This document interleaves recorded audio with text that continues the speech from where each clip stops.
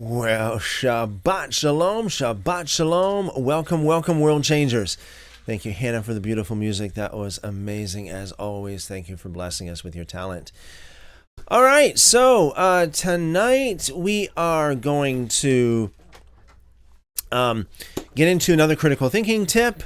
I have a very interesting comment that I'd like to respond to. One comment specifically about the amount of days that Jesus was in the tomb. Okay, we'll talk about that when we get to it. And we'll get to all that. If those of you who are listening to this, if you know of anybody that may be interested in joining us, feel free to drop a line in one of your social media feeds. Okay, share the live stream. Share. Let's get some others on board here. And we'll have a great time. So I am going to be talking about one of the biases instead of the fallacies tonight. One of the biases, and then also the amount of time that Jesus spent in the tomb. Okay, this is going to be something that I've never shared before on the live stream. So, again, make sure you get all of your Christian friends, family members, neighbors, everybody on board as much as possible. Share the live stream. All right, folks, let's see what we have here in the live chat before we get into it. And I do pray that everything that we share here today would be a great blessing to you, increase your knowledge of the scriptures, your knowledge of the things of heaven, your relationship with God, and your knowledge of the truth. Amen, amen, amen. All right, well, Chipmunk says Shabbat Shalom. Calamento says Shabbat Shalom to all. Al says Shabbat Shalom, everyone. Katrina says, greetings and salutations from across the sea from your sister, a fellow cell in the body of our Christ. Abrahamic blessings to us all. Seek the Lord says Shabbat Shalom. Shabbat Shalom, Shabbat Shalom. Blessings multiplied to y'all. Blessings to you and your families. All right.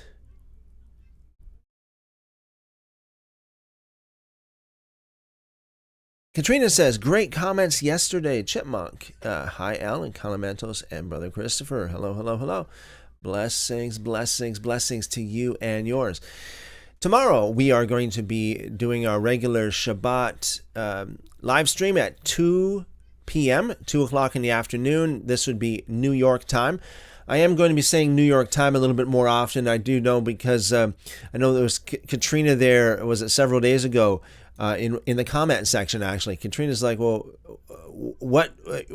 Give me a city or a region or something for me to, help me to do some time conversion here. I'm thinking, oh yeah, so I didn't really specify the actual region, if you will. I know, sometimes you might say Eastern or whatever. That could mean different things to different people. So to be specific, all the times that I'm going to mention here are New York time zone. So tomorrow will be 2 o'clock. We will not be doing a 7:30 p.m. service tomorrow. Okay, as we never do. So on Sunday, 1 p.m. Eastern, 1 p.m. New York time, we will be having our private members Microsoft Teams meeting, if you will. I do have the link already posted in the post section on YouTube, and I will post another link just to make it as easy as possible for y'all to find. I will post another link to that as well, and it is a members only thing. And if you're listening to this, and if you're not a member yet, time to become a member, right? If anything that we do here is a blessing to you, please consider becoming a member.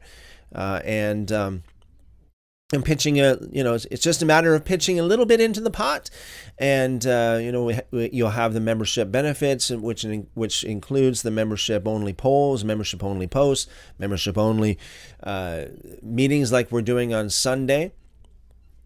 All right, folks. And so next, of course, every day of the week except for Saturday. We are live at 7:30 p.m. 7:30 p.m. New York time. Next Saturday, so another 8 days, or actually a little bit less than 8 days if you want to be specific. May the 3rd. This would be Saturday, May the 3rd at 2 p.m. Eastern, New York time, 2 p.m. We will have our special guest, Lord willing, Mike from Eschatology Matters. Mike runs a ministry called Eschatology Matters. He was a pleasure. I'm not just saying it; it's true. He was a pleasure to speak to, and to do a podcast with. He actually invited me on as a guest on his podcast there several weeks ago. Wonderful brother. So I expect y'all. I expect it to be a great time, and I'm sure y'all will absolutely love Mike. He's an awesome guy. Yeah, so he's going to be with us next Saturday. All right, so let's see what we have here before we get into the critical thinking tip.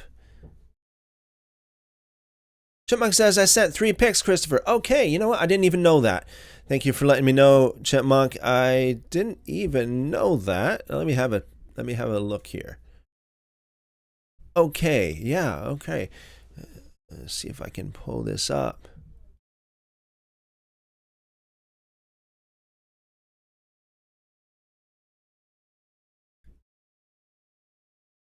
It appears like I only have 1 pic. Just a second.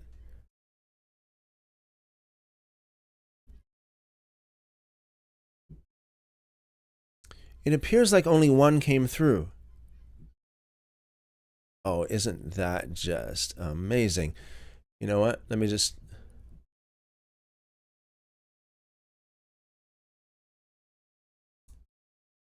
see if I can... I'll put this up for everyone. I would... just to make sure, Chipmunk, would you like me to show everyone on here? Al on Kick says, Chris, I banned a user who tries to sell services to get viewers scam. Thank you, Al. I appreciate that. Thank you for taking the helm over there on Kick. I appreciate that. Awesome stuff. Chipmunk says the camera's a little funky, like a different speed. Nothing big, but in case you weren't aware, unless it's just me, I sent the other 2. Yep, go ahead. Okay, thank you, Chipmunk. Okay, I saw one of the pics. Okay. Thank you all for your patience here. This is live, and just want to make sure here I got...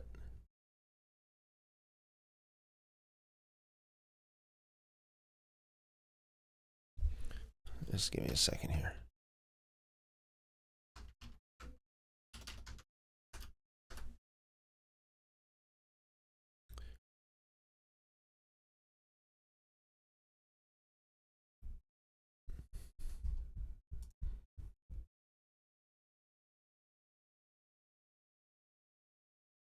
So the one, okay, I'll have to get myself, well, that's good right there, I suppose. Let me just get myself out of the way there. There's the pic, one of the pics that Chipmunk sent. Isn't that just an amazing pic? A real chipmunk on, now what kind of container is that? The blue heart? That's amazing. That is very, very cute. Let me see here. See if I can... oh, okay. All right, so we got another one here.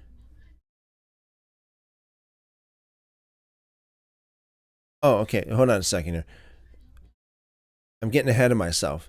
So on that pic, this one here, Chipmunk sent said, the statue Thinking Man. Well, this is Thinking Monk. Thinking Monk. Awesome. All right, let me see if I can pull the other ones up.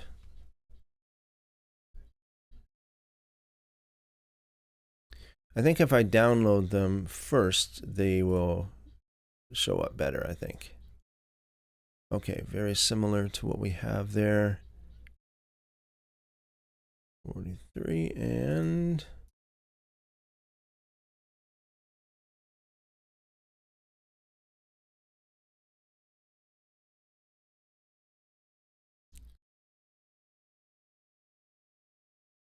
brownie.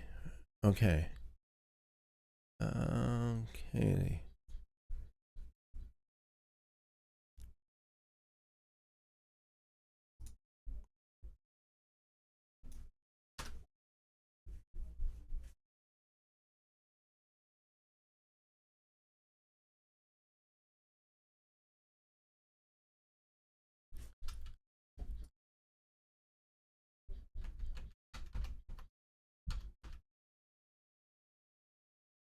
Little bit different position there, brownie. There we go. And another one. Right. There we are. There we are.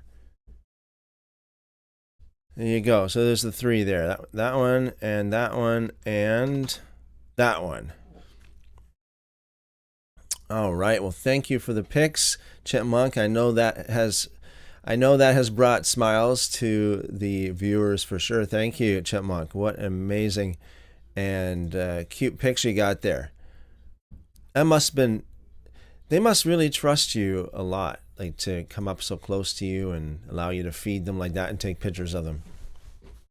Awesome. Thank you, Chipmunk. Al says, awesome pics, Chipmunk. Awesome pics. Yes, thank you, Al.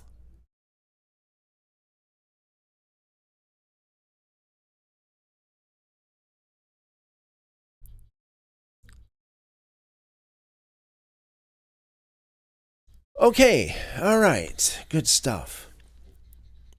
So let's tonight I'm going to talk about a bias instead of a fallacy. This is a bias. It's called the actor-observer bias, right here on the left. My video seems to be a little bit glitchy or a little bit, I don't know, it's not so smooth, is it? I'm not sure what's the problem there. Chipmunk says, I was petting my baby for 5 minutes today. Oh, I full on play with them and pet them. Same with Squirrely. Wow. And Chipmunk says, thank you, Al. Yeah, that is amazing. I still think about I think about Saint Francis of Assisi so often when I think about Saint Francis of Assisi.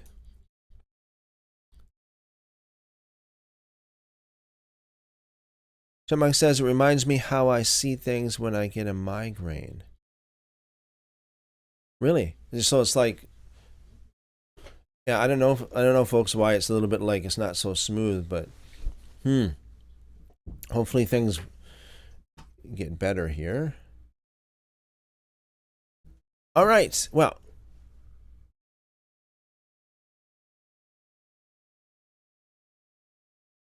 Chipmunk says, I'm glad you guys informed me of him.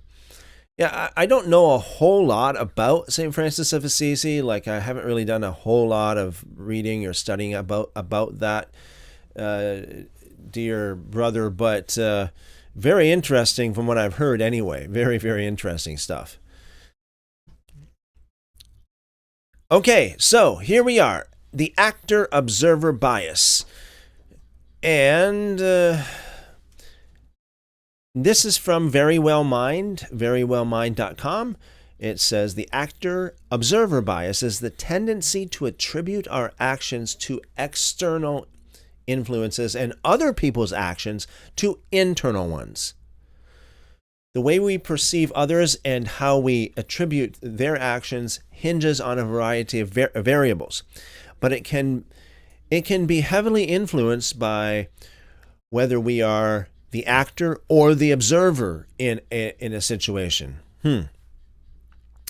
It says when it comes to our own actions, we are often far too likely to attribute things to external influences. For example, you might complain that you botched an important meeting because you had jet lag. You might say you failed an exam because the teacher posed too many trick questions. When it comes to explaining other people's actions, however, we are far more likely to attribute their behaviors to internal causes. For example, a colleague screwed up an important presentation because he's lazy and incompetent, not because he also had jet lag. Or a fellow student bombed a test because they lack diligence and intelligence, and not because they took the same test as you with all those trick questions. While there are many factors that play a role, perspective plays a key role. When we are the actors in a situation, we are able to observe our own thoughts and behaviors. When it comes to other people, however, we cannot see what they are thinking. This means we focus on situational forces for ourselves, but guess at the internal characteristics that cause other people's actions. The problem with this is that it often leads to misunderstandings. Each side of a situation is essentially blaming the other side rather than thinking about all of the variables that might be playing a role. Yeah, you think about that so often. I see this a lot as well, and I'm sure we're all guilty of this to one degree or another. You know, we apply certain rules to ourselves and then other rules to other people. We look at things a certain way when we're the key actor of it. But if we're the observer, then we apply different rules. And that's what happens. I know a lot, and we need to do whatever we can to avoid that. Okay, one more. I want to just one more time, just before I get on with this particular. I'm going to get into the comment right now, but I just want to share this again because I do think that a lot of people need to hear what I'm about to say about this comment. So, the comment is about the amount of time that Jesus spent in the tomb. So was it literally, like mathematically 72 hours, like 3 days and 3 nights? Or were those days not so strictly calculated as in, well, 1 day means 24 hours and two days means 48 hours? Like legally kind of mathematical calculations, like super precise, like computers. Like, so when the people who wrote these accounts of how long Jesus was in the tomb, or how long Jesus said he would be in the tomb, were they writing it as a computer? Were they thinking 24 hours per day, day and night equals 24 hours, so therefore 3 days and 3 nights is 72 hours? Were they thinking like that? Or did they have a different perspective? I believe they had a different perspective. And I posted a video about this not too long ago, in which when it comes to short videos, you can't really do a whole lot of like deep studies, of course, and we do a lot of short video posting here alongside with the live streams that we do. So in these short videos, it's just basically clips from live streams, and this short video was just a clip of me saying like, this is what it says in the Synoptic Gospels, basically, that it wasn't like a full 3 days, 3 nights because he died on Friday when in the Synoptic Gospels, but in the Gospel of John, it seems like it was like a full 3 day, or it could have been. Some people believe that according to the Gospel of John, he was crucified on Thursday. Some think it was Wednesday. Some think it was even earlier than that. So I'm going to get into some detail here as to why I believe it's not 30, or it's not like a mathematical computational computer kind of 72 hours thing that's going on here. I'm going to give some evidence behind it, a fair good of evidence behind it.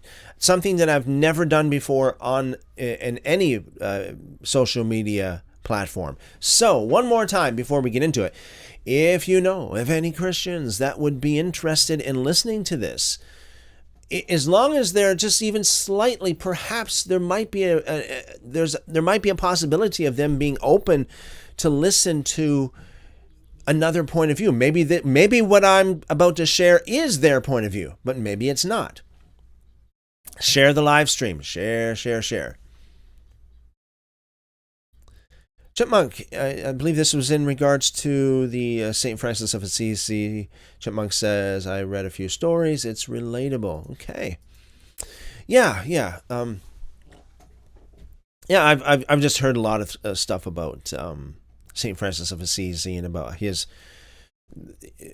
at least the stories that surround him about his interactions with animals and such. Yeah, it's very interesting. So, on that short video, I had this comment that was posted, and this is from TikTok. Casanova says, how do you know how calculative they were 2,000 years ago? Also, the I think it means this approach to studying isn't really studying now, is it? Yours telling me they didn't know what an hour was?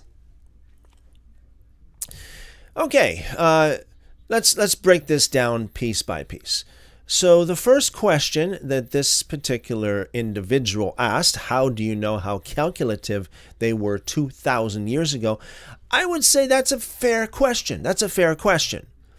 Although the way that it's framed, it's almost like, how would you know how much they know? How would you know how they would calculate a day or 2 or 3 days 2,000 years ago?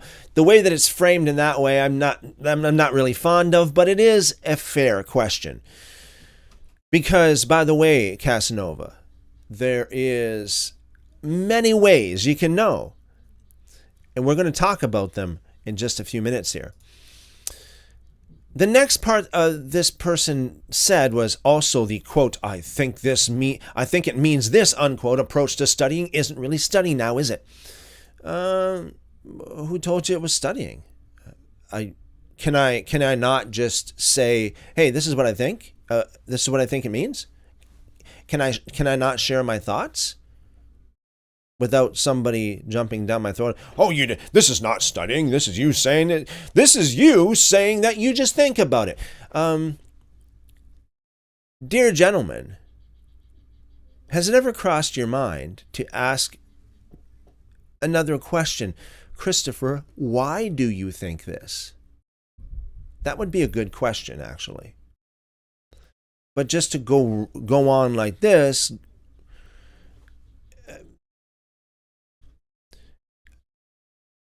I think it's a straw man to say the least, because I didn't claim that it was studying. I'm just being open, and I just like any other good friend or any other good brother would do. I'm just letting you know my thoughts, and many times my thoughts are based on evidence, and I'll show you some evidence about this just in a minute here. And then you said yours telling me that they didn't know what an hour was. So it seems to me like what you're saying, you're using a little bit of mockery here, saying, well, they didn't know what an hour was.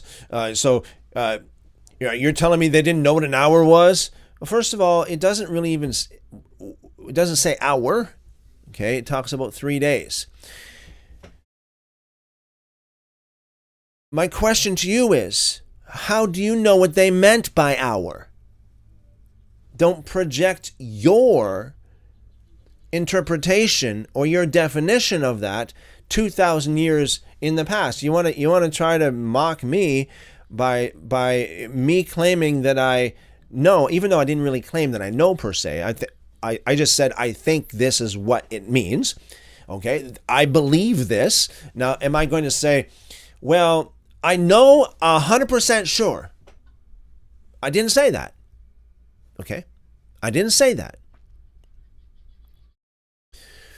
But it appears to me like you are projecting your 21st century definition and interpretation of the word hour back 2,000 years on them.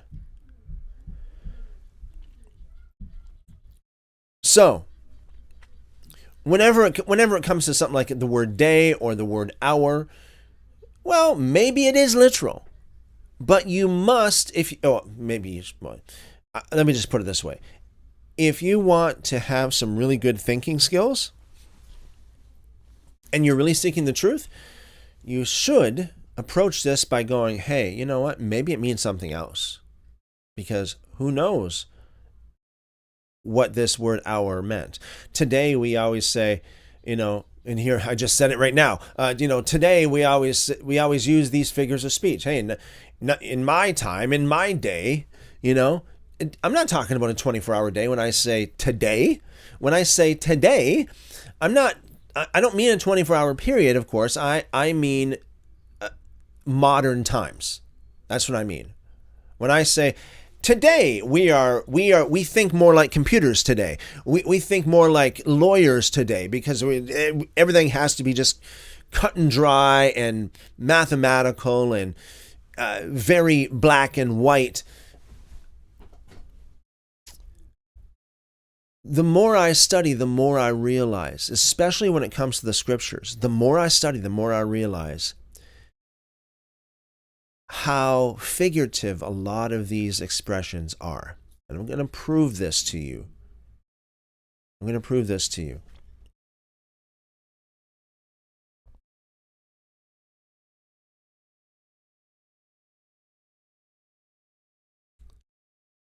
Katrina's saying to Chipmunk, I get the thinking monk. Very amusing, Chipmunk. And Katrina says, you're the Snow White of the group, Chipmunk. Chipmunk said, I've heard that before. One of the Disney princesses.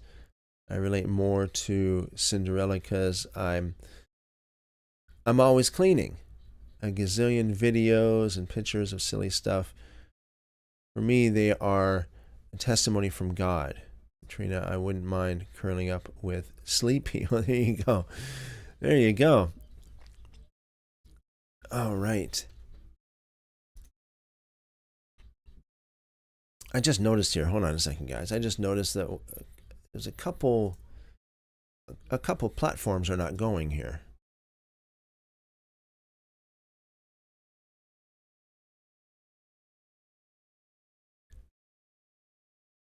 Want to make sure everybody's in.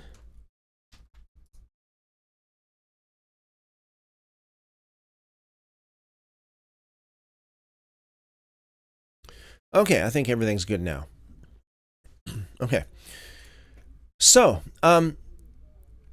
why would I think that when it says 3 days, that, or as it says in the Gospel of Matthew, 3 days and 3 nights, why do I think that that's a figure of speech more than a mathematical 72 hours?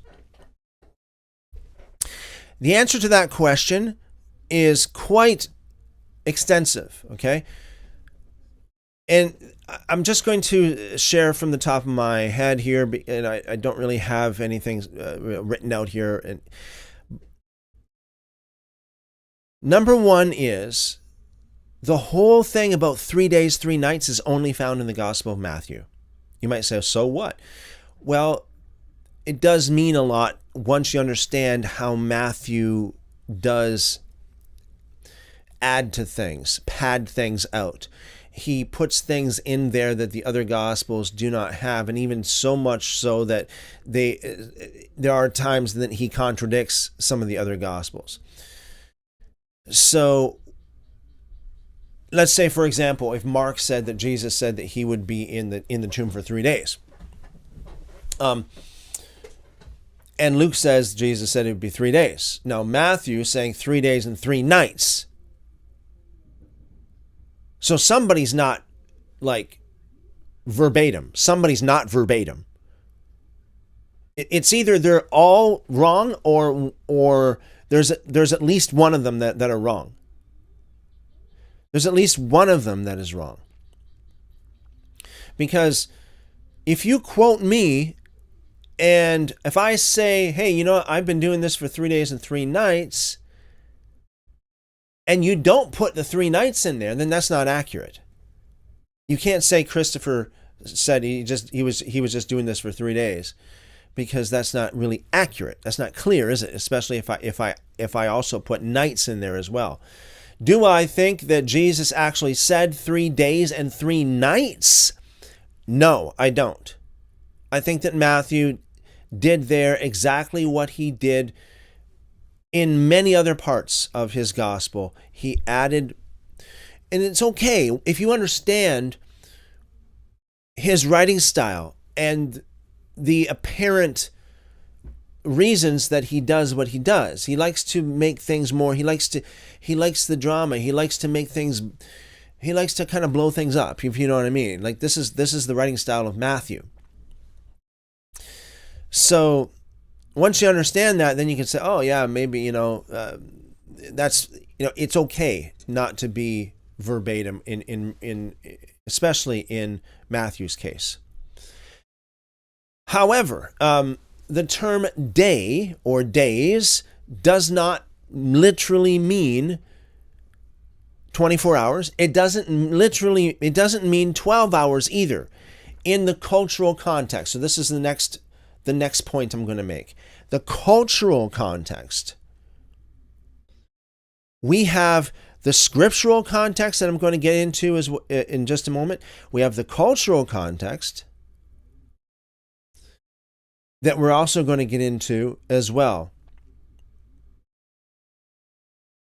The cultural context we see in the Talmud, because the Talmud is a collection of writings from the early Jewish rabbis and such. Okay, so what's written in the Talmud can very well be a reflection of the ancient culture and way of thinking, because the Talmud is a very ancient collection of writings.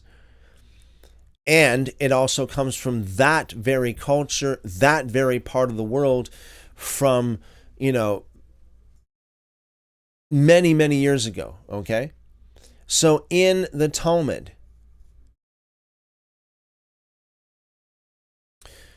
let's see if we can pull this up here. Just give me a second here. So I'm gonna reference a couple places from the Talmud. Then I'm gonna reference a couple places from, quote unquote, the Bible, in order to prove, at least present evidence behind why I think that a day, according to the ancient Jews, was not always a literal 24-hour period of time.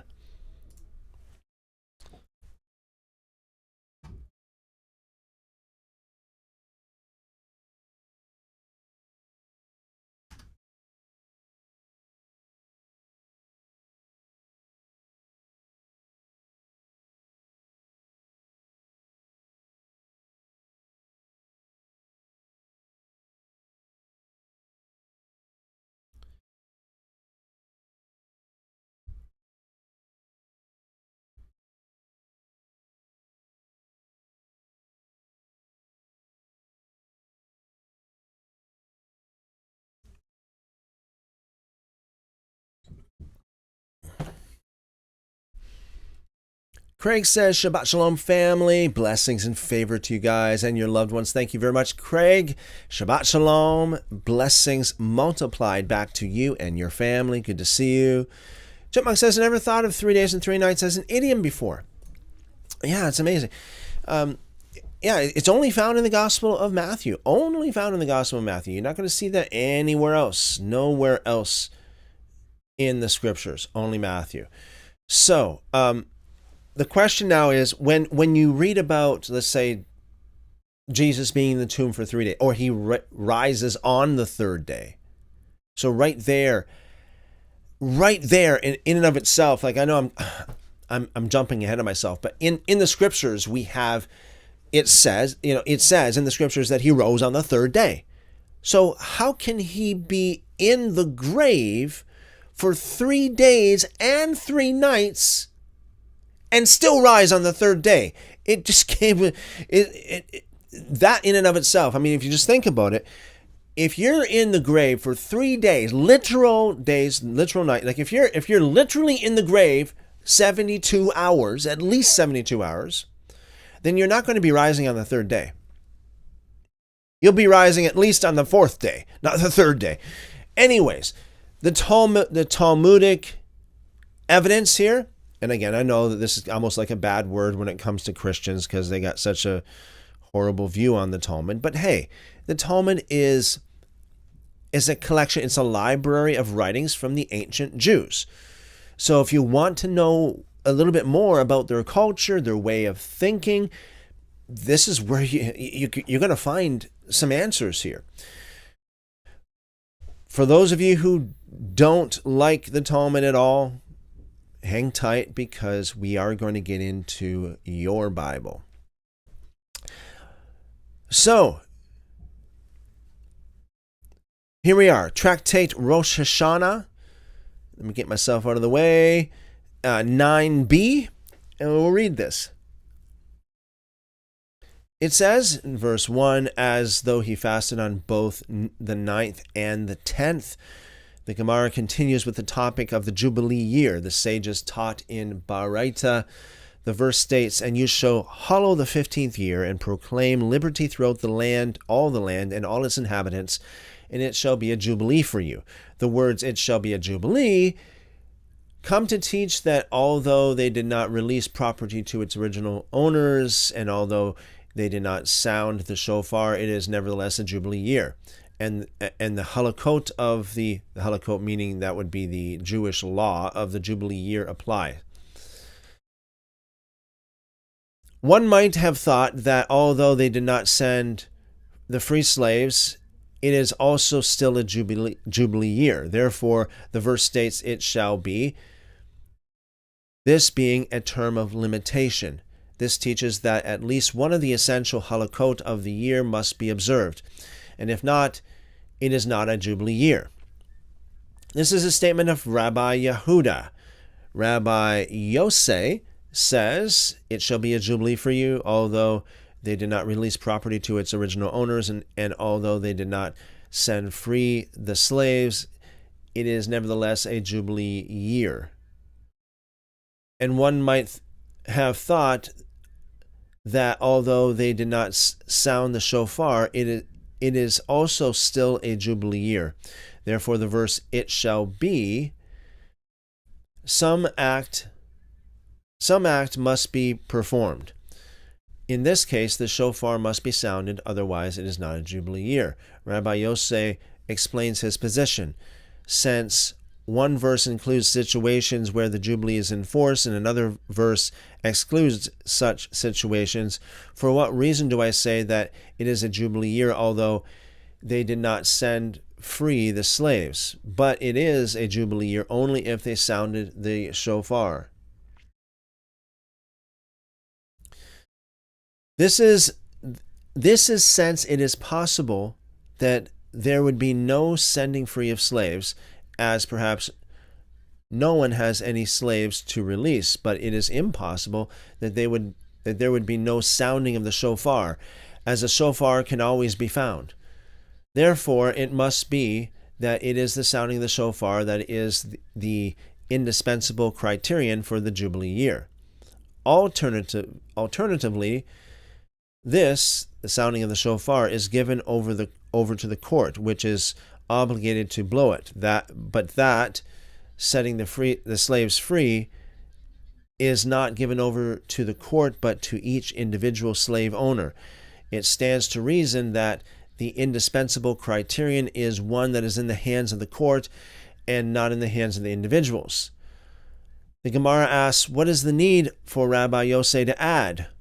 Alternatively, Why is his first explanation insufficient? The Gemara answers, it is necessary as if you say that it is impossible that there should not be at least one slave owner at the end of the world, and therefore it is inconceivable that there will ever be a time when there are no slaves that are set free. So you can nevertheless say that this, sounding the shofar, is given over to the court, but that setting the slaves free is not given over to the court.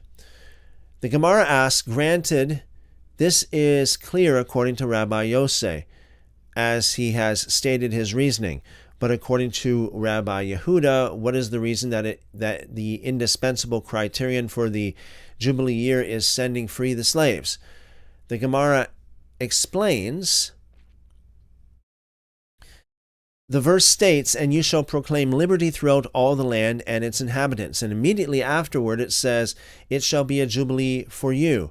And Rabbi Yehuda holds that a verse may be expounded in reference to the immediate preceding clause, but not in reference to the clause before that.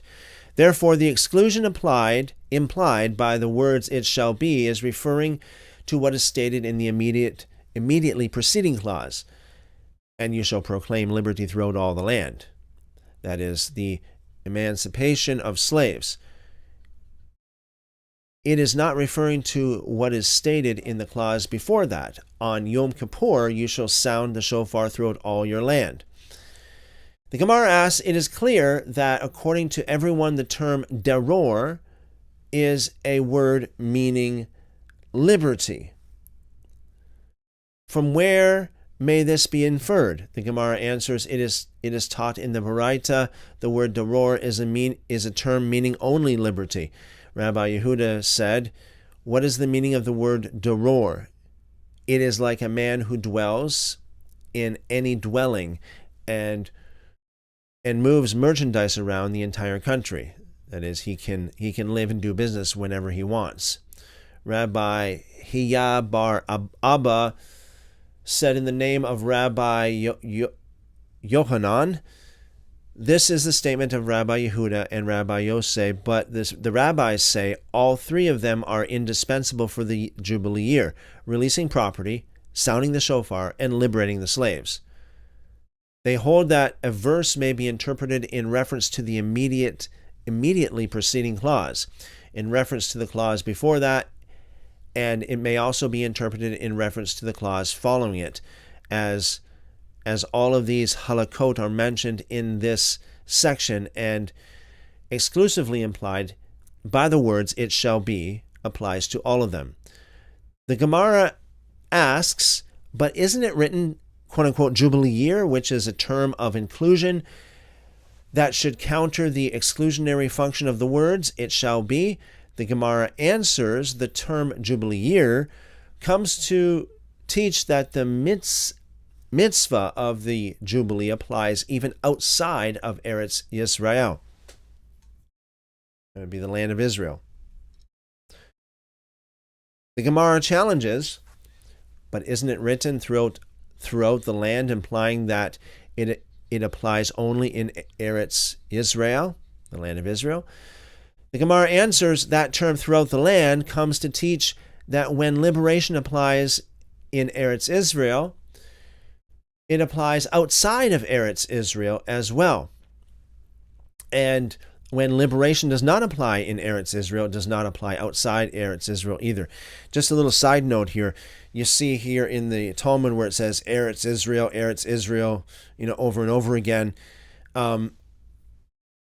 This is one of the reasons why I say, in some of the stories, especially in Genesis, where it talks about, like, for example, the Tower of Babel, and there's like echad language, unified language in all the land. In many Bible translations, it says like all the earth or like all the world. But that's not really accurate to the interpretation of the original Hebrew. Eretz, it literally says Eretz in the text. That's in the Tower of Babel story, as well as the flood of Noah. believe it or not. You check it out. The flood of Noah, where it talks about the flood covering all the earth. The word earth in the Hebrew literally is eretz. And so if you really want to be specific, I mean, if you really want to get right down to it, that word eretz can mean anything from your backyard to a county, a country, a city, a whole entire it can mean the whole entire world. Yes, it can, but it doesn't. It's not limited to that. It can be talking about a whole entire continent or even just a small part of it. So here, as we see, the term Eretz Israel is used, of course, only to the land of Israel. That's exactly what it means, literally, the land of Israel. Okay, the Mishnah teaches, and the first of Tishrei is the new year for planting. It determines the years of Orla, the 3-year period from when a tree has been planted during the time its fruit is forbidden. The Gemara asks, from where do we derive this? As it is written, 3 years shall it be prohibited to you, and it shall not be eaten. This is Leviticus 19:23. And it is written the following verse, and the 4th year all its fruit shall be sacred for giving praise to the Lord. That's Leviticus 19:24. And it is derived by the way of a verbal analogy between one instance of the word quote-unquote year and another instance of the word quote-unquote year. That for this purpose, the year begins from Tishrei, as it is written with regard to Tishrei, from the beginning of the year in Deuteronomy 11:12. The Gemara asks, but let us derive by way of a verbal analogy between one instance of the word year and another instance of the word year, that for this purpose the year begins from Nisan, as it is written with regard to Nisan, quote, it shall be the first of the month, or the first month of the year to you, unquote, Exodus 12:2.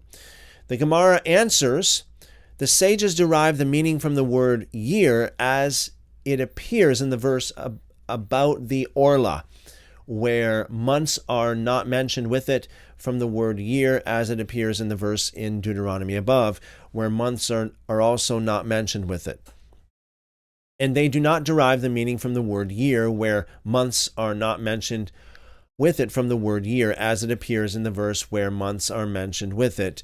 That is, quote, it shall be the first month of the year for you, unquote.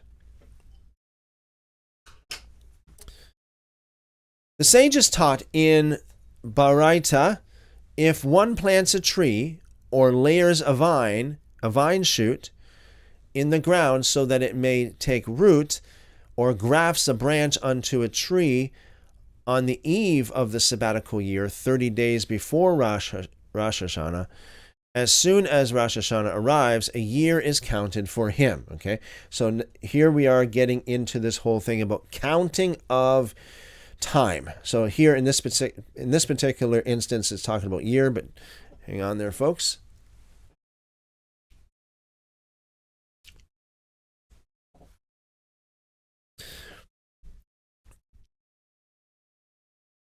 Okay, let's see here. The 30 days count as a full year with regard to the prohibition or Orla. As a full year with regard to the prohibition, it is permitted to preserve the plant during the sabbatical year, as it is not considered new growth. However, if one performed these actions less than 30 days before Rosh Hashanah, when Rosh Hashanah arrives, a year is not counted for him for Orla. It is prohibited to preserve the new growth during the sabbatical year. So there is an interpretation of this, folks, that talks about the way that time is calculated here is not as cut and dry as a lot of people would originally believe. I'm gonna go on over here to another passage. Give me a second.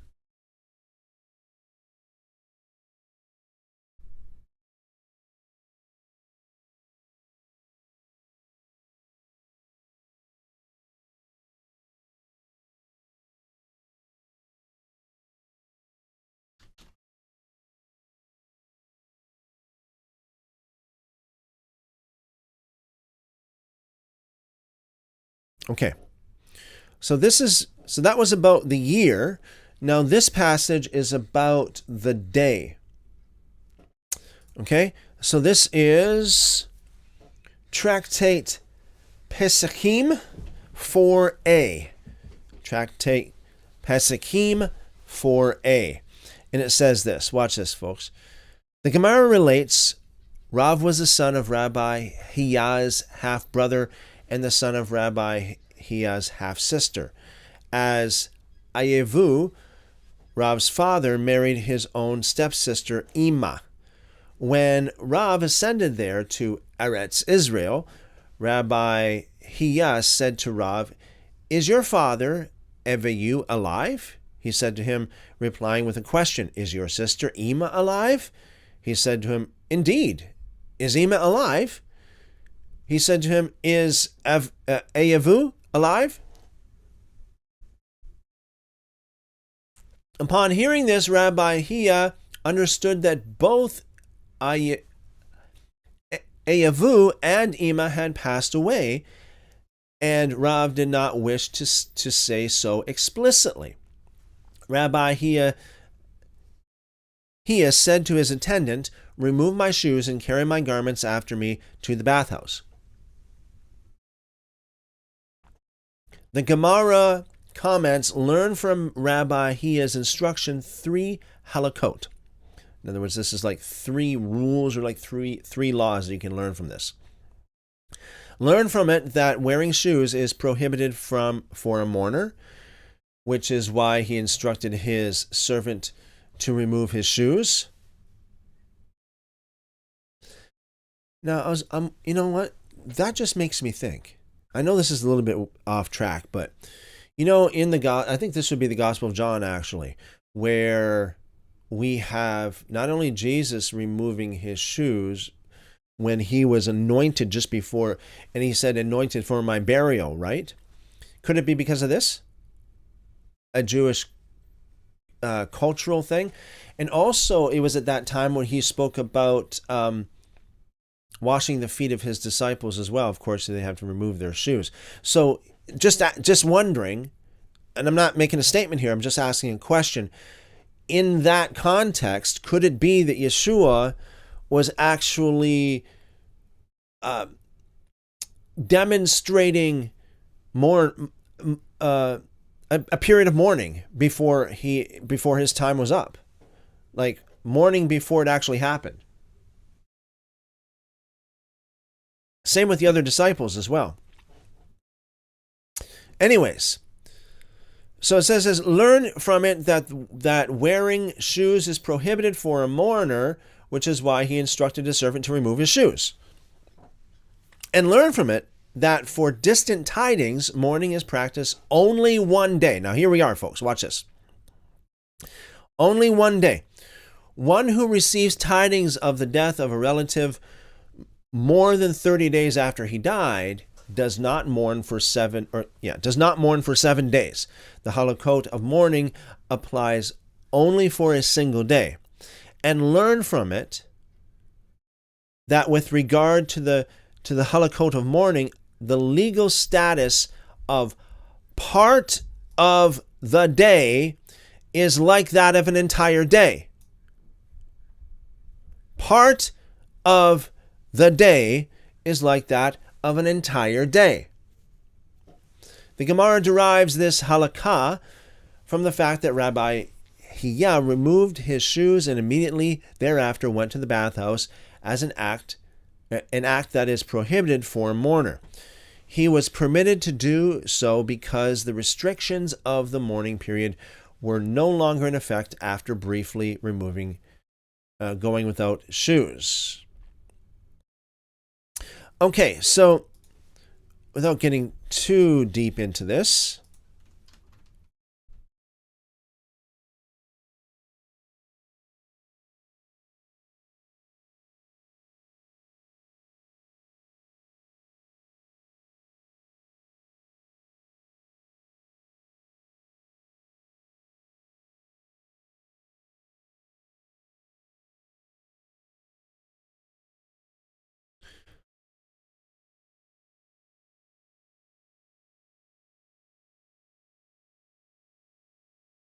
So there you have evidence from the Talmud, which is indicative of ancient Jewish culture, that part of a day is counted as a full day, an entire day.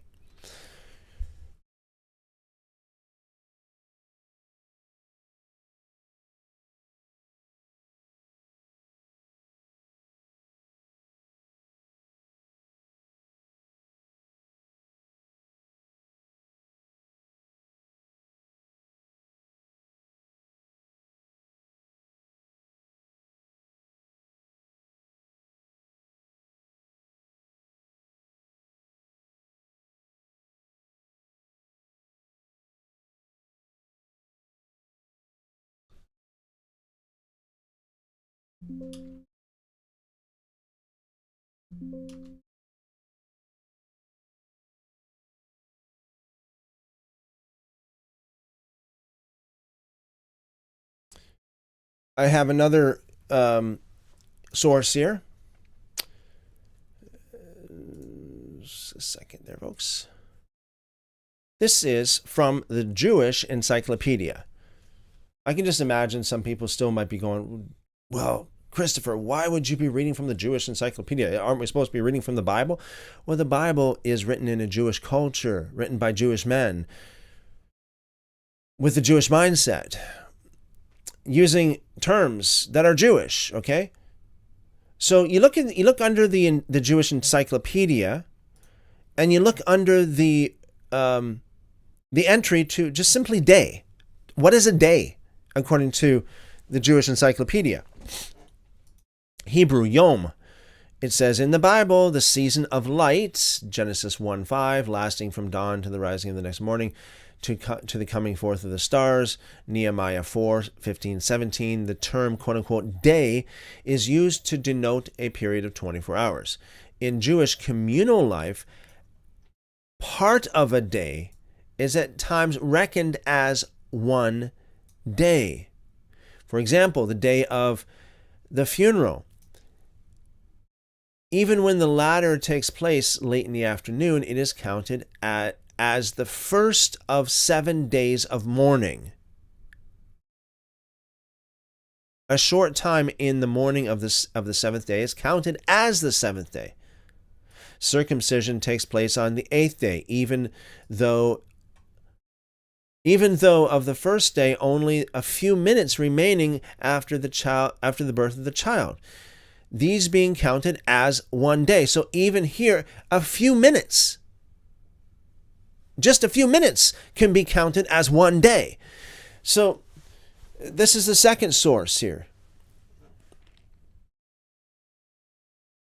It goes on here to say, again, a man who hears a vow made by his wife or his daughter and desires to cancel the vow must do so on the same day on which he hears of it, as otherwise the protest has no effect. Even if the hearing takes place a little time before night, the annulment must be done within that little time.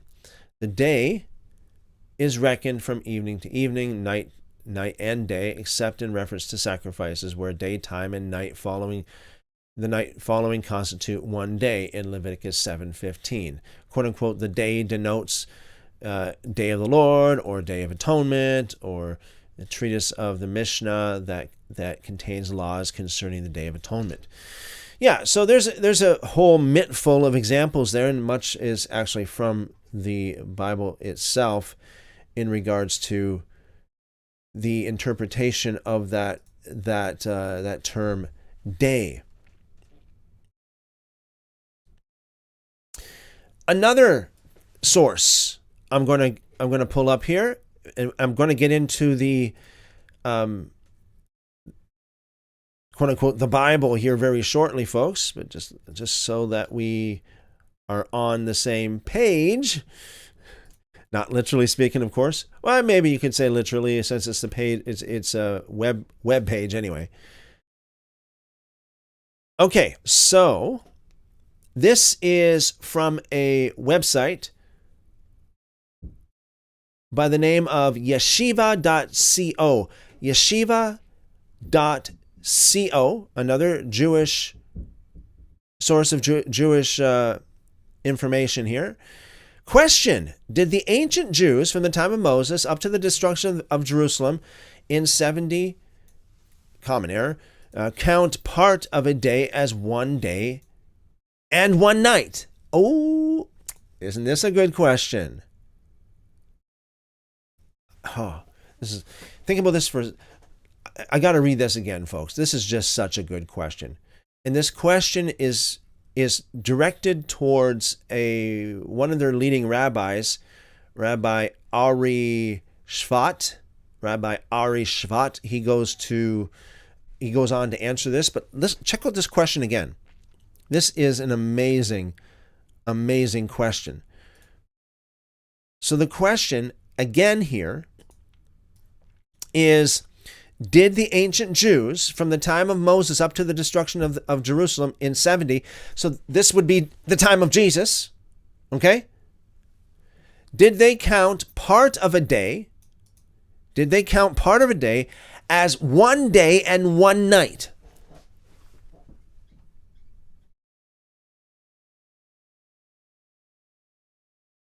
For example, a master keeps his servant in charge of his house. He tells him on Monday, I'm leaving today at 12 noon and will be out for 5 days and 5 nights. Take care of the house until then. The master leaves at 12 noon on Monday and returns on the Friday of the same week at 12 noon. So he took a literal 4 24-hour periods. 4, which is equivalent to 4 days to return. But he did return on the 5th day. Is it true that he was out for 5 days and 5 nights according to the ancient Jewish thought in the era of history I mentioned? Hold on, so let me just, sorry guys, just give me, I'm going to try to put this a little bit, I'm going to try to,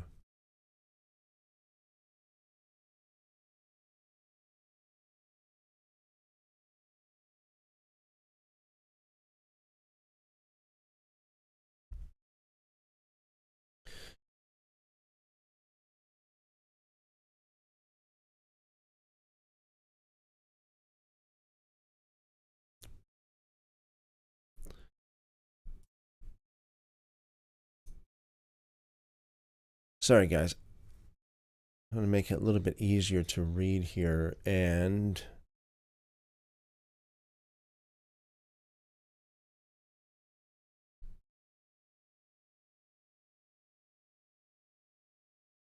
okay.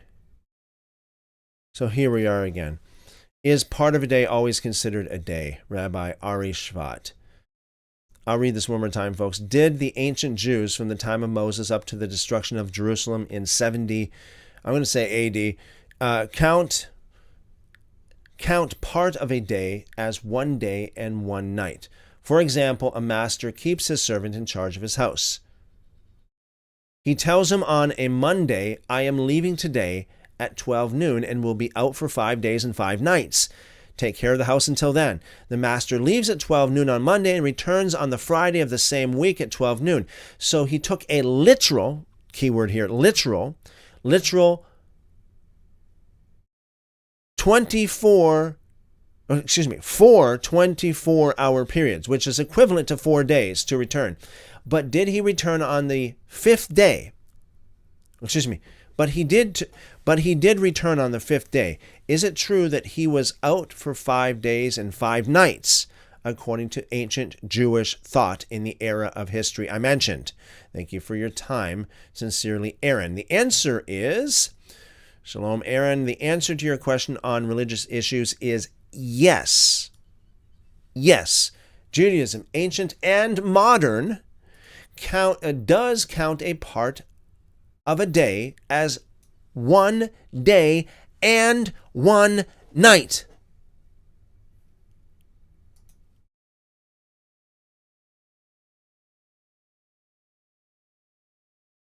In Hebrew, Mixat hayom kikulo. Literally, part of a day is like its entirety. And this is found in a different part. Tosefta Kelayim 1 and 16, although not in the example which you gave. When specifying the term 5 days and 5 nights, the speaker obviously can't be referring to 4 plus a bit because he specifies nights, although it may mean 5 days and a bit of the last night, but in no way can it quote unquote fit into the term of 4 plus a bit. On religious issues, for example, the circumcision of a boy must be performed on the 8th day from birth, Leviticus 12:3, unless there are health issues involved, and is usually performed on the morning of the 8th day, even if the child was born in the afternoon, and much less than 8 times 24 hours have elapsed. A father can annul a vow only on the day which he heard it until sunset, even if sometimes that means he only has a few minutes to do so. And we won't count 24 hours from the minute he hears the vow, Numbers chapter 30, verse 6. Conversely, if the Bible wants to stress the entire time unit, it says, quote unquote, complete, or something like that. For example, in Leviticus 23:15. Or sometimes when a physical or physiological phenomenon is concerned, we then count the complete 24 hours. For example, the 7 days of cleanliness and purity must be complete 7 times 24 hours. In the laws of kashrut, an absorbed taste is considered good only if it is no older than 24 hours. Similarly, if it's clear from the context, that is, if a person swears not to drink wine for quote unquote 1 day, he is prohibited for an entire 24 hours. That is as opposed to if he says quote unquote today, that he can already drink after dark. This is in the Mishnah, Nadarim 8 and 1. On the other hand, in business dealings, the law would follow the common usage of the phrase. So if a camel or car rental says, quote, the rental is for 5 days and 5 nights without more detail, then the judges would have to ascertain the common practice and phrase usage in that particular place for that particular topic. So in your example, that would be the answer to your question. With love of Israel, Rav Ari Shvat. Very, very interesting. Very interesting information there, folks. Very interesting information. Okay, what I'm going to do is, because there's a lot more to this topic, I am going to save the scriptural part of that answer for tomorrow. We'll get into the humility teachings a little bit more here tonight. So, yeah, what do you guys think? That's really interesting stuff.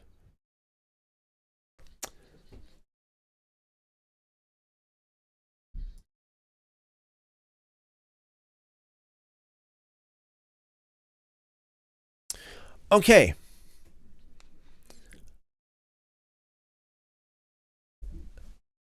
As for our humility teachings from the Tanakh, from the quote-unquote Old Testament tonight, I'm not going to be able to go through all of them. There's so many of them. I want to start with a story that a lot of people don't recognize as a story of humility. A lot of people don't recognize this, again, because they would either hear it or they would read it and just flies right over their head. They don't think about it. But this is the story of Naaman.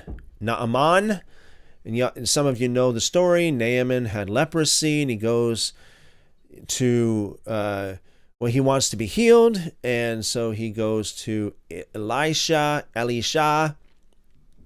eventually for healing. But the whole story is really about humility. So let's get into this for tonight. This is 2 Kings chapter 5, 2 Kings chapter 5, and I'm going to read here from the Masoretic text for the most part.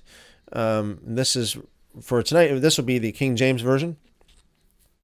Over here on my left-hand side, 2 Kings chapter 5, verse 1. Now Naaman, commander of the army of the king of Syria, was a great and honorable man in the eyes of his master, because by him the Lord had given victory to Syria. I don't think it's an accident that we have this first in the passage here tonight, because this sets the stage for the whole entire chapter. This sets the stage for the whole entire story of Naaman. Naaman was a very exalted man. Of course, he wasn't the king, but he was pretty close to it. He was the commander of the army of the king of Syria. And it says here, he was great and honorable. He was a great and honorable man in the eyes of his master. So he was a great man. He had great authority, and he had a great reputation in the eyes of the king. And it says the reason being because by him, by Naaman, the Lord had given victory to Syria. So Naaman was known as a man whom God has used. Naaman was known as a man of God, if you will. Say, wow, did God ever use this man? This God used him mightily to bless the entire nation of Israel, given victory to Israel. Given victory to Syria, By him, the Lord had given victory to Syria through Naaman. He was a man that was used by God. The king knew it. He was in great authority. He had a great reputation. So we start with that as a backdrop. It says in the last part of verse 1, he was also a mighty man of valor, but a leper.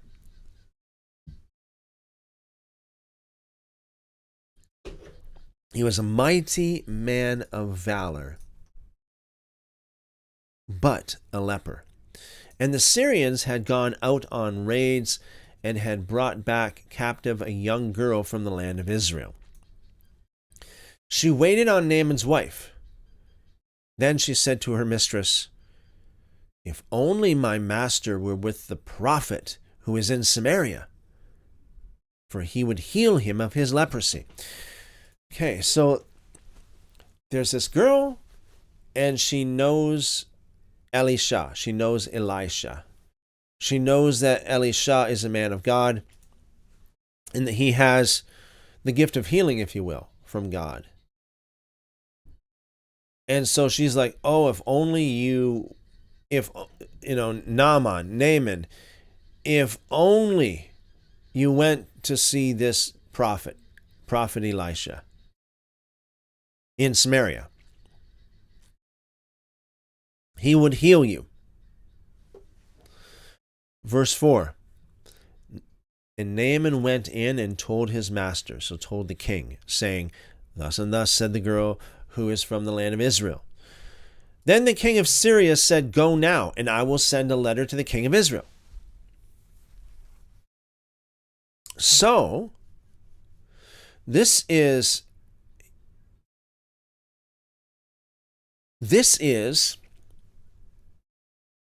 right here the first ray of light that we see in regards to humility. Because Syria, it says, was involved in raids basically against Israel. They captured a young girl from the land of Israel. Now they're going back. They have to humble themselves and go back for help from the people that they raided. That's That's humbling right there. So the king of Syria had to beg the king of Israel for a blessing. Naaman had to humble himself in order to even do this as well. To basically go and ask his master, the king, basically, is this possible? Can we go? The very ones that we raided here, the very ones, like, is it possible just to get this help that we need here? So it says here, so he departed and took with him 10 talents of silver, 6,000 shekels of gold, and 10 changes of clothing. So you might say, well, what does this mean? Well, you know what? This is what the New Living Translation actually is pretty good for. 2 Kings 5:5, and usually the New Living Translation actually what do you call it? Converts this kind of stuff for us. Yeah, right here. This is the New Living Translation. Naaman started out carrying as gifts 750 pounds of silver, 150 pounds of gold, in 10 sets of clothing. 750 pounds of silver, 150 pounds of gold. Verse 6, then he brought the letter to the king of Israel, which said, now be advised, when this letter comes to you, that I have sent Naaman, my servant, to you, that you may heal him of his leprosy. It happened when the king of Israel read the letter that he tore his clothes and said, am I God to kill and make alive, that this man sends a man to me to heal him of his leprosy? Therefore, please consider and see how he seeks a quarrel with me. He's looking for a fight. The king of Syria is looking for a fight.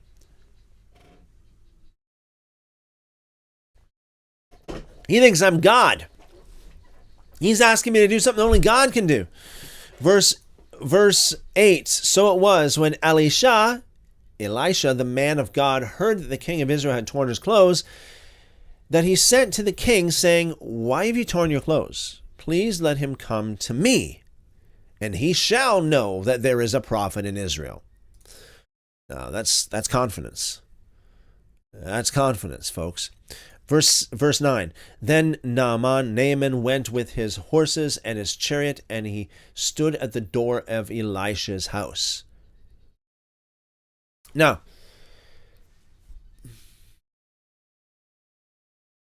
can you imagine? Naaman goes. At this point, he probably still has the 750 pounds of silver and the 150 pounds of gold. And he's got this entourage with him. He's got all these guys with him. I can just imagine probably some very luxurious chariots and horses, and probably made a great stir in the town when Naaman rolled in with all of his men, and they go to Elisha's house. Now, here is Naaman, this great man with this great reputation.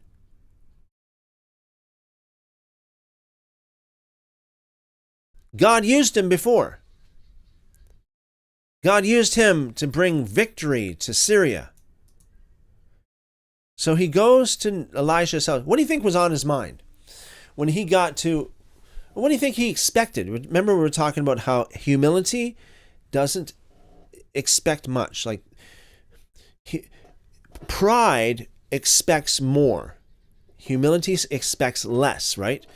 Humility, less; pride, more expectation.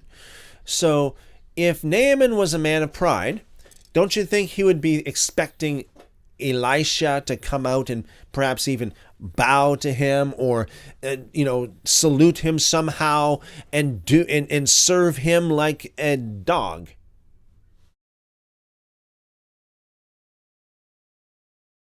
Let's see what happened. Verse 10.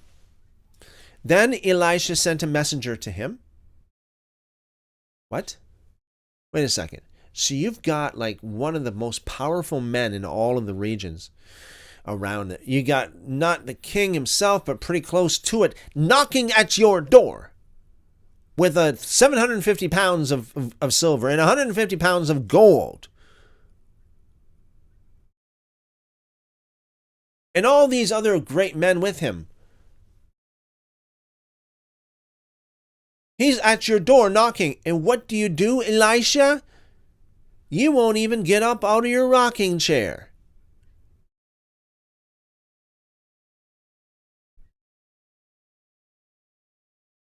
You send a messenger to him.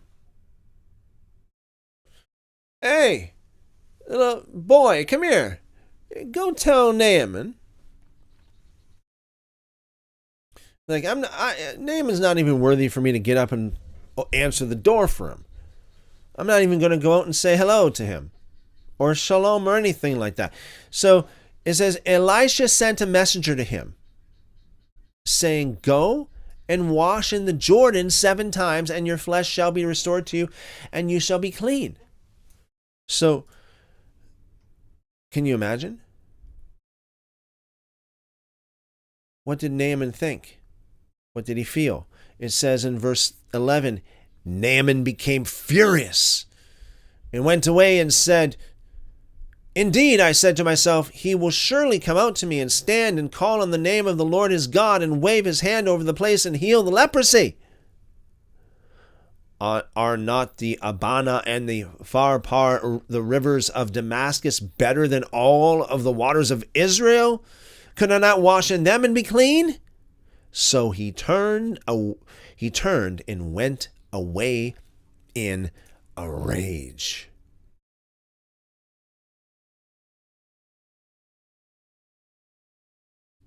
So there's some pride here. Elisha hurt his pride because his expectations were not met. Elisha hurt his pride. And as per typical, where pride is, you'll usually find anger, a short fuse, someone who's easily triggered, someone who's easily breakable. Humility, on the other hand, humility gives you strength, gives you power. You become resilient. You become like the Teflon man, if you will, or the Teflon woman. You become resistant to offense. But Naaman wasn't. Naaman was very offended here, according to this. He was super offended. So this shows that he was a man who suffered with pride.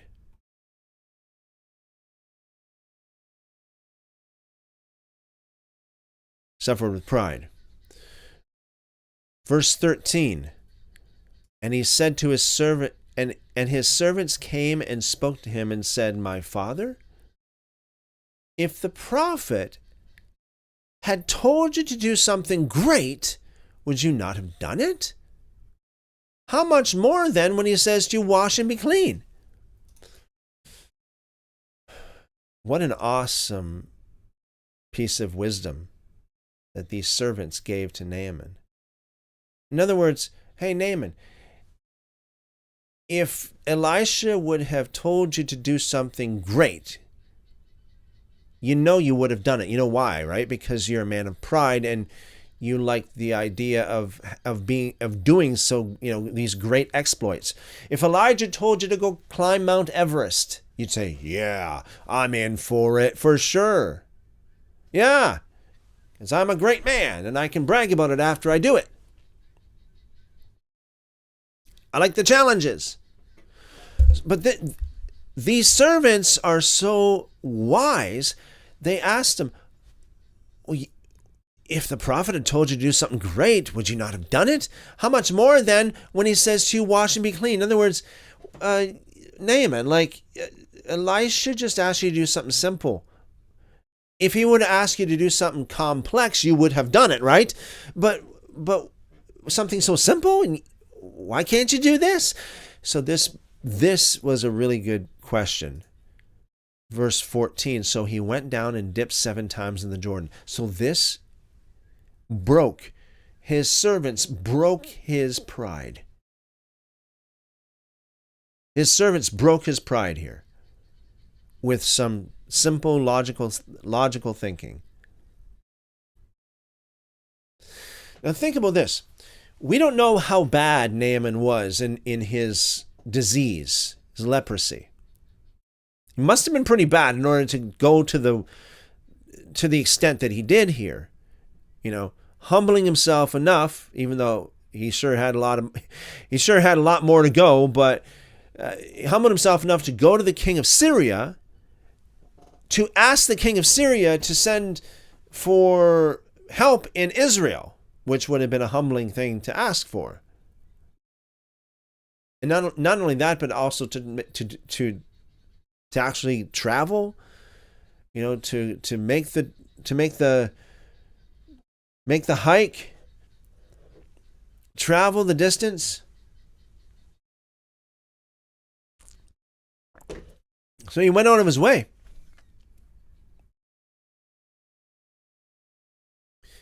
So it must not have been just like a little pinky finger that had leprosy. I'm pretty sure it would have been a lot more than that, assuming that it's literal. So I would expect it to be much more than that. I would expect it that he was pretty bad.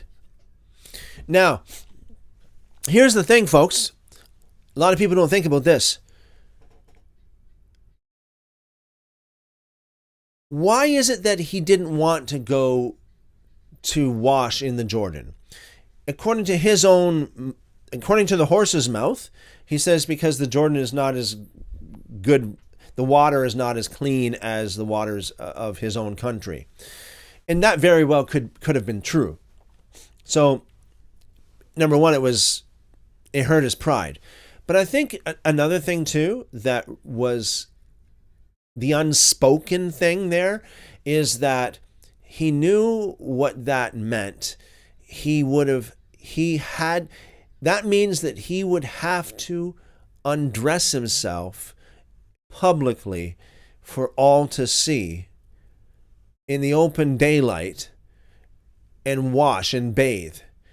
And that would be quite humbling in and of itself, let alone being full of leprosy. And that would be even worse, right? Because that would, so this would require a lot of humility.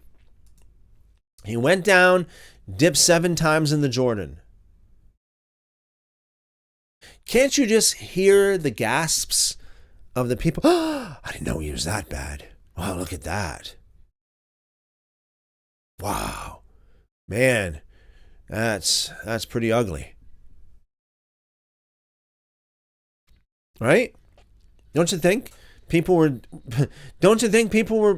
thinking that, or perhaps even saying that, or he was afraid that they would say that or think that, and that's one of the reasons why he didn't want to do it. He had to swallow the pride. He had to bite the bullet. He said, okay, I'll just do it no matter what. After all, I traveled so far, and it is a very simple thing. It's simple yet very humbling. It requires a lot of humility. So he went down and dipped 7 times, not just once, 7 times in the Jordan, according to the saying of the man of God. And his flesh was restored like the flesh of a little child, and he was clean.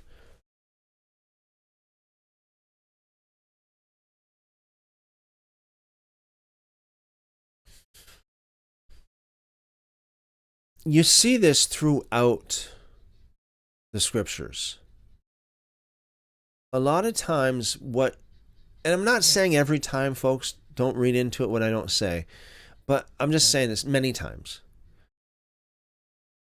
What hinders God's work in your life is pride. You want something from God. You're asking God for something.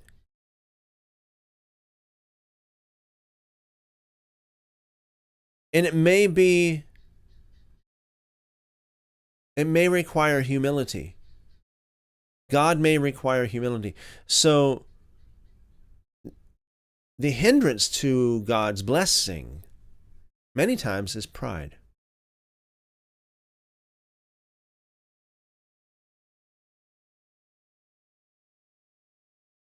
You think we see this all the way through. I'm just thinking off the top of my head again. I'm not going by any script here, but like for example, we got the woman in the Gospels that came to Jesus for a miracle for her family. And Jesus turned her away.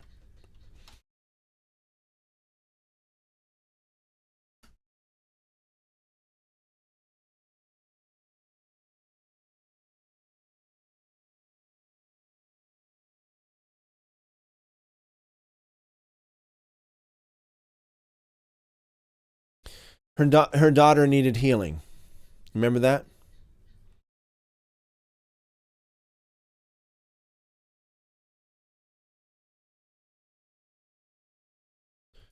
Matthew 15, verse 21, then Jesus went out from there and departed to the region of Tyre and Sidon. And behold, a woman of Canaan came from that region and cried out to him, saying, have mercy on me, Lord, O Son of David. My daughter is severely demon-possessed. But he answered her not a word, so he ignored her. And his disciples came and urged him, saying, send her away, for she cries out after us. So this woman, her daughter desperately needed healing, deliverance, all A, B, C, all the above. Okay, she needed everything. She's desperate coming to Yeshua. Yeshua ignored her.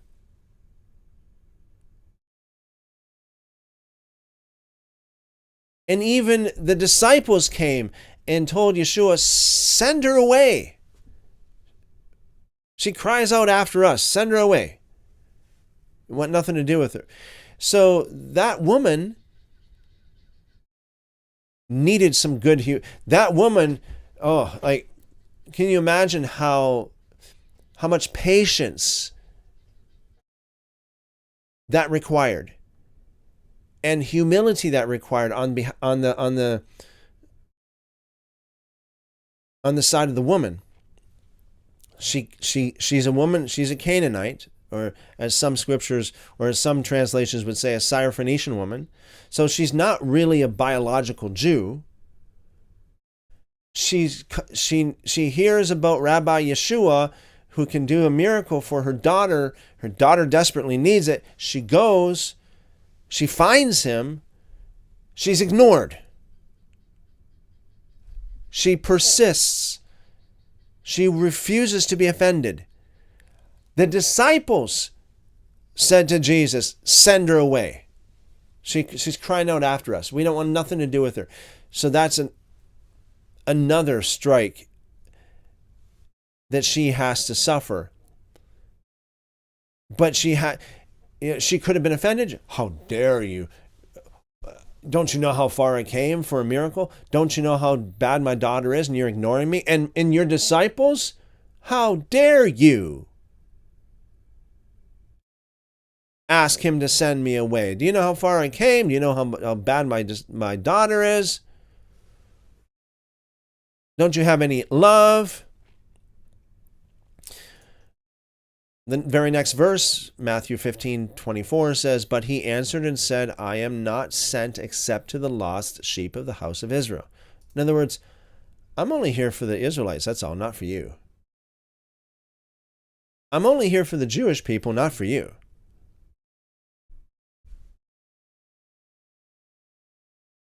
Verse 25, then she came and worshipped him, saying, Lord, help me. So she's persistent. She refuses to be offended.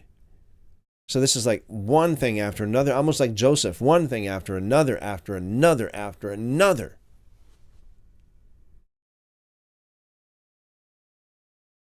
She had so many chances, so many opportunities to be offended, but she would not be offended.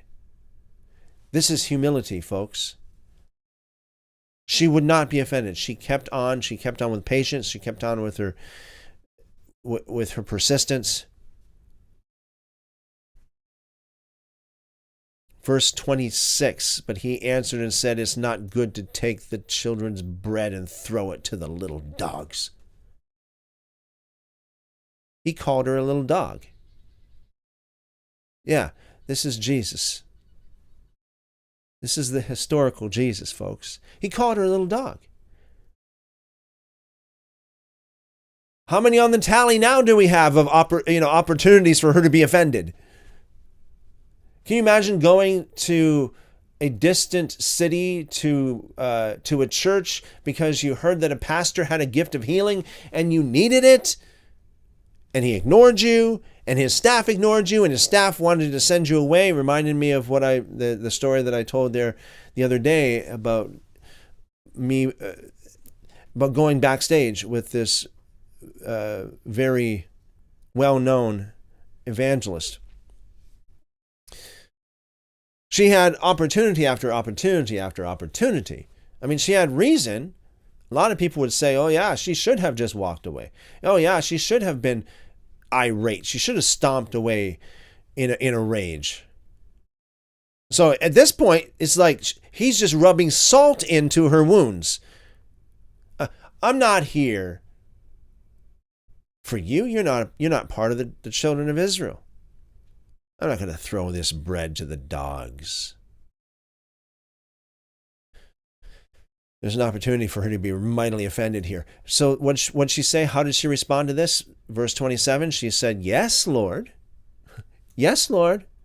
That's humility. That's great humility, folks. Yes, Lord.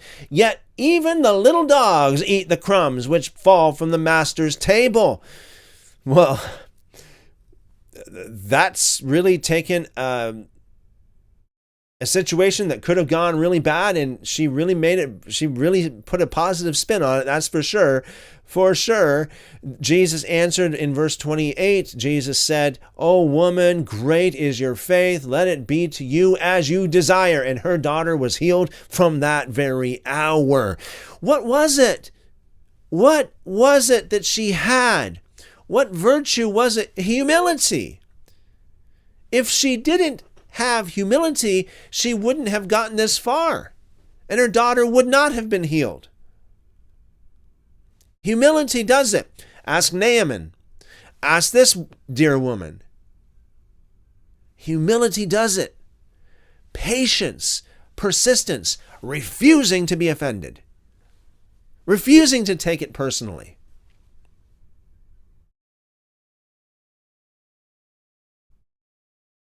Powerful, powerful, folks.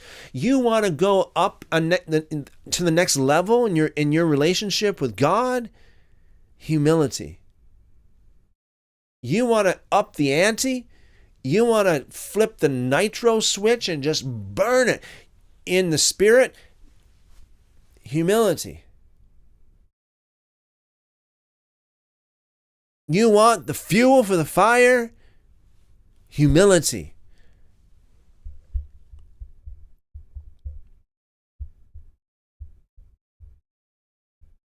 When you come to God,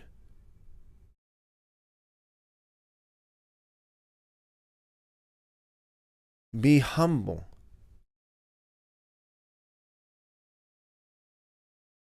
Be humble.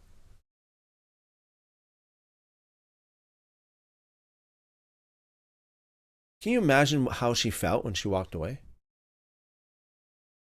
Maybe she was polishing her nails, going, "See? I got it." Can you imagine? Great, great story.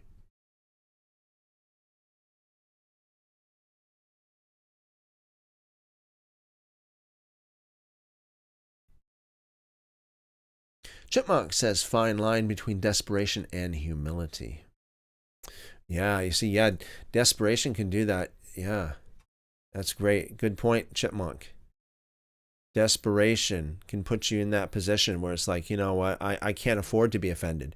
I can't afford to to have, to let my pride get in the way here, right? I'm desperate and I just can't afford to let my pride get in the way. That's really awesome stuff. And that goes along with what we were talking about a few days ago there, about how humility and affliction are very closely related. So desperation could be like either the fruit of affliction, or perhaps you could even say that in and of itself could be part of affliction. It's like you're desperate. And because of that, you must be humble.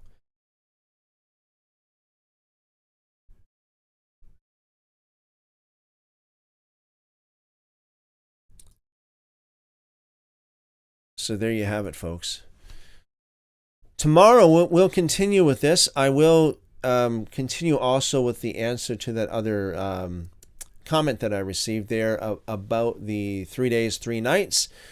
So yeah, we read from was it at least 3 different Jewish sources about how 3 days and 3 nights doesn't necessarily always mean a literal 3 days and 3 nights.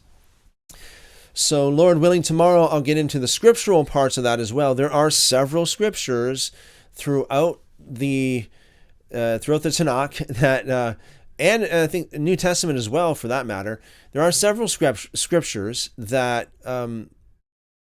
that tell us basically that a day is not necessarily a 24-hour period. Could it mean that? It could. Does it have to mean that? Nope, it doesn't. It doesn't have to mean that. It could be referring to other things, as we just saw there. All right. There's so much to talk about. There's so much to cover here in our series on humility. Katrina says, great study. Thank you. Well, thank you, Katrina. Appreciate that. Okay, guys, we'll see you tomorrow, 2:00 p.m. New York time. All right, if you haven't already, please leave a like, subscribe, and follow if you're new here. We do this every single day, and we're on multiple different platforms at once. As we see, as we got Kick going, we have Instagram, BitChute, X, we have Rumble, we have Twitch, DLive, we got YouTube going, of course. So we will be back tomorrow, Lord willing, at 2 p.m. Eastern, to continue with what we were talking about tonight. More on humility from the scriptures. Also more on the 3rd day, 3 days, 3 nights thing from the scriptures as well. Al says, thank you for the study. Stay awesome. Be well. Have a great night. Shalom, everyone. Thank you, Al. Blessings multiplied to you and your family. Have a great night as well, Al.